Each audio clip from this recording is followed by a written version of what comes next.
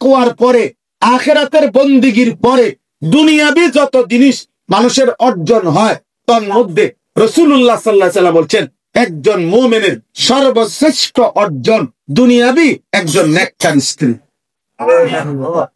হাদিস, মাস্তাফাদাল মুমিন মিন বাদি তাকওয়াল্লাহ আল মারআতুস সালিহা।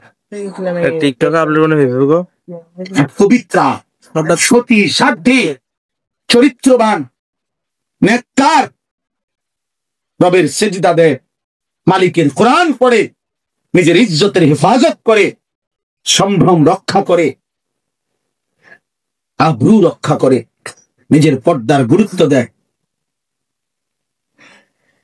আল্লাহ নবী সাল্লাল্লাহু আলাইহি ওয়াসাল্লাম বলেছেন এটা কোন মানুষের দুনিয়ার শ্রেষ্ঠ অর্জন। দুনিয়াবি বাড়ি গাড়ি সম্পদ অর্থ বৃত্ত টাকা পয়সা জায়গা জমি ক্ষমতা যা পাচ্ছে দুনিয়া, তার মধ্যে সর্বশ্রেষ্ঠ। যুবক বন্ধু, আজ বুঝবা না, মোবাইলের নারী দেখা সহজ, রাস্তার নর্তকী দেখা সহজ, বেহায়া নারী দেখে দেখে তুমি তো মনে করছো খুব মৌজে আছো। না বন্ধু, যদি কোনোদিন বিবাহের পরে যখন দেখবা তোমার স্ত্রী 2 নম্বর, তোমার স্ত্রী চরিত্রহীন, তোমার স্ত্রী পরকীয়ায় আসক্ত, তোমার স্ত্রী মোবাইলে পরের পুরুষ দেখে আসক্ত, সেদিন বুঝবা বাপ দুনিয়া কত কঠিন।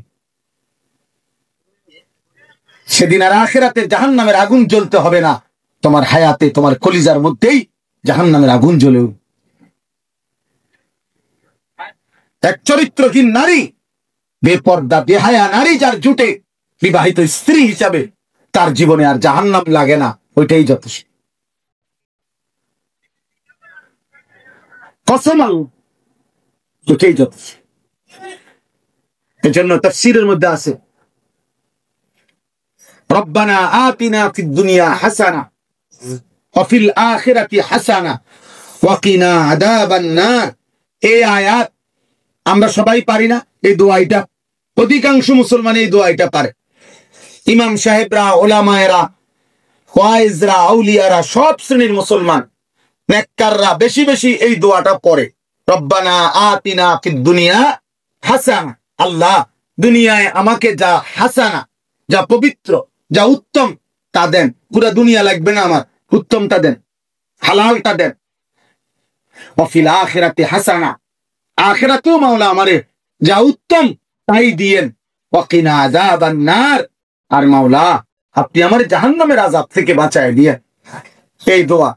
এখন এই দোয়ার অনেক তাফসীর আছে। হযরত আলী রাদিয়াল্লাহু তাআলা আনহু, নবীজির সাহাবী আলী, হাসান হুসাইনের বাবা, হযরত ফাতেমা রাদিয়াল্লাহু তাআলা আনহার স্বামী, হযরত আলী ইসলামের চতুর্থ খলিফা, নবীর কলিজার টুকরা হযরত আলী রাদিয়াল্লাহু তাআলা আনহু এই আয়াতের এই দোয়ার একটা ভিন্ন তাফসীর করছেন। তাফসীরে কুরতুবীতে আমরা পড়ছি, উনি বলছেন রব্বানা আতিনা ফিদ দুনিয়া হাসানা, হে আল্লাহ দুনিয়াতে আমাকে যেটা হাসানা সেটা দেন, উত্তম। এর অর্থ হইল, আয় আল্লাহ দুনিয়াতে আমাকে একজন নেককার স্ত্রী দেন। ওয়াফিল আখিরাতি হাসানা, আর আখিরাতে যা উত্তম তা আমাকে দেন। এর অর্থ হলো তিনি বলছেন হযরত আলী আখিরাতে আমাকে জান্নাতের হুর দান করে।